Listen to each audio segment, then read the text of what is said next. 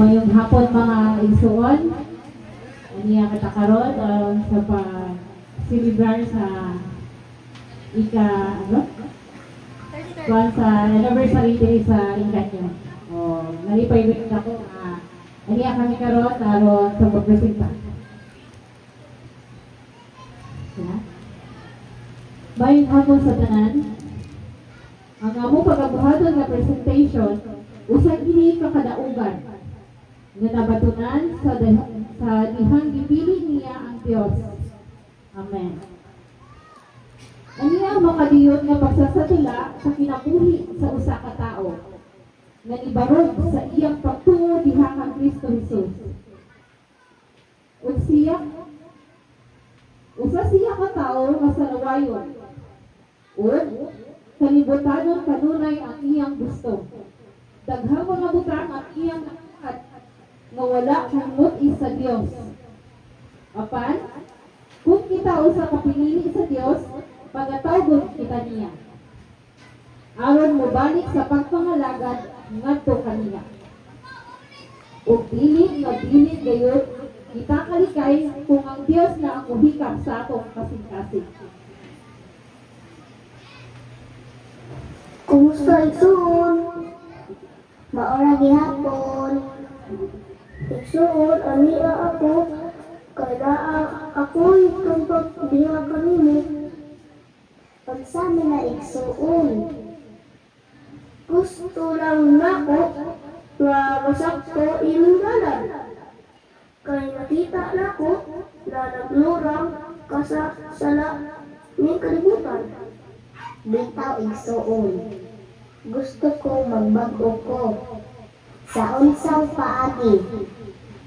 Ang pamaagi igsuon, mga lagad kita sa Ginoo o dawata si Kristo diha sa imong kinabuhi. Tinuod ba adunay Ginoo? Oo, igsuon ana. Adunay Dios ug siya ang maong muluas man kanato. Pagpasaylo pa ba ko sa Ginoo? Ngayon, sa akong mga gibuhat, Bisag unsa kapula ug kaitong ang atong sala. Kaya kini sa Ginoo papution sa magnete.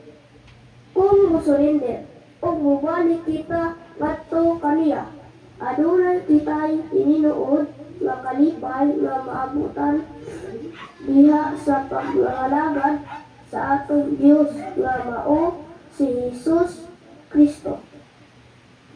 salamat igsoon. Gusto na nako magbago.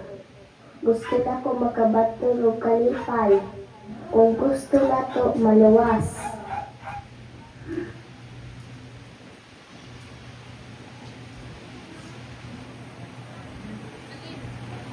Sa iyang nabatunan na niyang kamatuuran diha sa Dios, ibati niya ang kalipay nga tinuoray.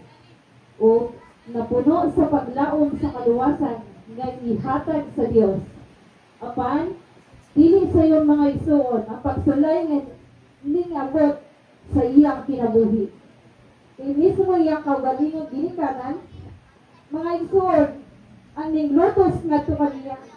Ug dili niya gusto nga biyaan ang hiwi nga pagtulunan. Nga walang mahiuyon sa kanabuton sa Dios. Apan, mas nihari gayud ang kamatuoran sa Dios diha sa iyang kasing-kasing. Wanang magsimba-simba mo ka ng born again. Unsay nakaon mo? Tay, tungod sa akong pagsimba, dito na ko naila ang tinuod na Dios. Ug kung kinsa gyud ang atong simbahon ug aragaran, siya lang wa lain pa. Juan 14:6. Si Jesus maong ang dalan, ang kamatuoran, ug ang kinabuhi. Paghilaw! Kung dili ka muundang o simba diha, isalikway ika nga pagkanak. Tay, di ko mobiya sa pagpangalagad. Karon pa tay, nga naibalon ako sa kamauran, sa kamatuoran, Diyos tay. Ug iampo nako nga muduol usab kamo sa pag-alagad sa Ginoo. Dili pahulahi ang tanan tay. Muduol kita sa Ginoo ug mangalagad kita ngadto kaniya lamang. Kay si Hesus Kristo lang makaluwas nato. Wala ba ka nalipay tay nga nabag-o ko? Hala, layas! Wala na ko'y anak pa! Sama nimo! Layas! Iampo nako tay nga hikapon sa Ginoo ang imong kasing-kasing uban sa tibuok natong pamilya. Dili ako sa paghulong sa ampo. Og nasayod ko tay. Tubagon ra sa Ginoo akong mga pag-ampo.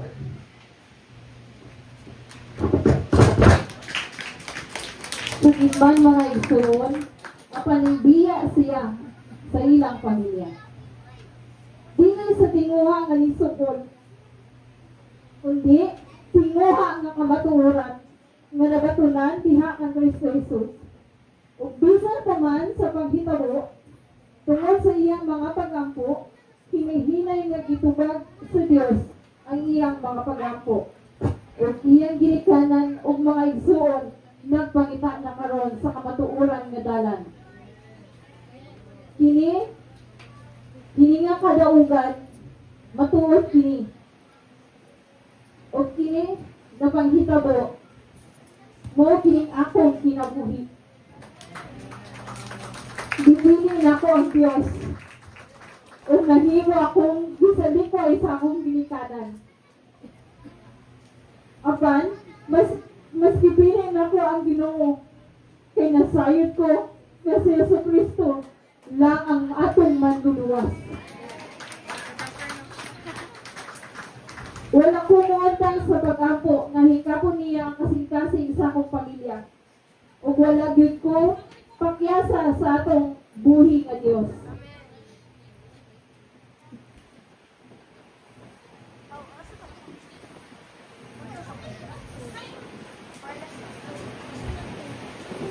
Daghan man pagsulay nga buabot sa atong kinabuhi. Dili atong timanan. Dili nato kalimtan nga anaa kay Dios o dili ta masagdan. Wala ta mag-iusaran ning kalibutan. Kauban nato ang Dios nga maoy manluluwas natong tanan. Amen.